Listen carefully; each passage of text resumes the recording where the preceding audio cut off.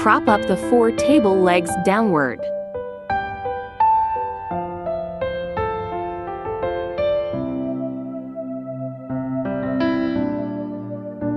Push it in horizontally.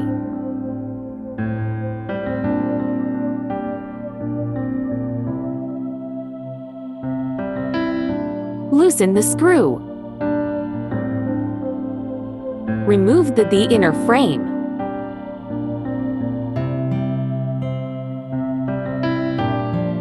Place the backing on the outer frame. Lay the fabric the backing. Insert the inner frame.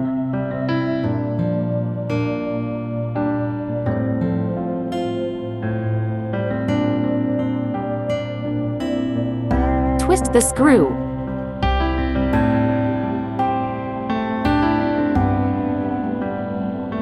Lightly pull the fabric to smooth out the wrinkles.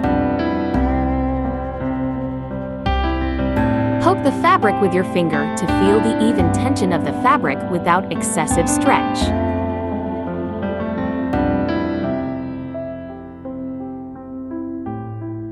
Lift the presser foot to the highest position.